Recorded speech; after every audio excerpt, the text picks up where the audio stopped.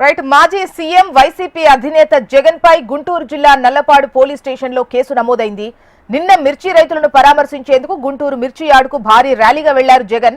అయితే ఎన్నికల కోడ్ ను బేఖాతరు చేశారు అని చెప్పేసి జగన్ తో పాటు మరో 9 మందిపై కూడా కేసు నమోదైంది. డీటెయిల్స్ మనకు నరసింహారావు అందిస్తారు. నరసింహారావు. గుంటూరులోనే నల్లపాడు పోలీస్ స్టేషన్ లో మాజీ ముఖ్యమంత్రి జగన్మోహన్ రెడ్డి పైన కేసు నమోదైంది. నిన్న ఆయన గుంటూరు మిర్చి యార్డుకు రావడం జరిగింది. మిర్చి యార్డులోనే రైతుల్ని పరామర్శించడం గానీ, దాంతో పాటు రైతులకు గిట్టుబాటు ధర కల్పించడంలో ఈ ప్రభుత్వం పూర్తిగా విఫలమైందని చెప్పేసి ప్రభుత్వంపై విమర్శలు చేయడం గానీ, మరోవైపు ఆయన కాన్వాయ్గా రావటం గానీ, అంతేకాకుండా కూడా గుంటూరు కృష్ణ 2 జిల్లాలకు సంబంధించినటువంటి ఎమ్మెల్సీ ఎన్నికల కోడ్ ఉంది. ఈ కోడ్ అమల్లోనే ఉంది.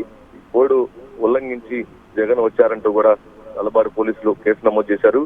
అంతేకాకుండా కూడా ఈ కేసులో ఎవరైతే ఉన్నారో జగన్ తో కలిపి 8 మంది, మొత్తం కూడా తలసులు రఘురాం గాని, కొడాలి నాని గాని, అంతేకాకుండా కూడా కావేటి మనోహర్ నాయుడు, పిన్నెల్లి రామకృష్ణారెడ్డి, వీళ్ళందరితో కలిపి మొత్తం కూడా 9 మంది పైన కేసు నమోదు చేయడం జరిగింది. మరికొందరంటూ కూడా పోలీసులు కేసు నమోదు చేశారు. మరికొందరిని యాడ్ చేసే అవకాశాలు కూడా కనిపిస్తున్నాయి.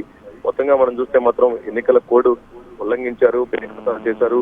ఒకవైపు 144 సెక్షన్ గానీ, 30 యాక్ట్ గానీ అమల్లో ఉండగానే కాన్వాయ్లా కానీ భారీగా రావటం ఈ కోడ్ ఉల్లంఘన కిందకు వచ్చిందని చెప్పేసి కూడా పోలీసులు కేసు నమోదు చేశారు. మరోవైపు మిర్చి యార్డ్లో ఆయన రైతులందరినీ గుంపుగా చేయటం కానీ, నాయకులందరూ గుంపుగా రావటం కానీ, ఇదంతా కూడా ఉల్లంఘన కింద వస్తుందని చెప్పేసి కూడా పోలీసులు కేసు నమోదు చేయడం జరిగింది.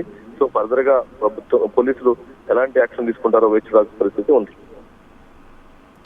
రైట్ నరసింహారావు.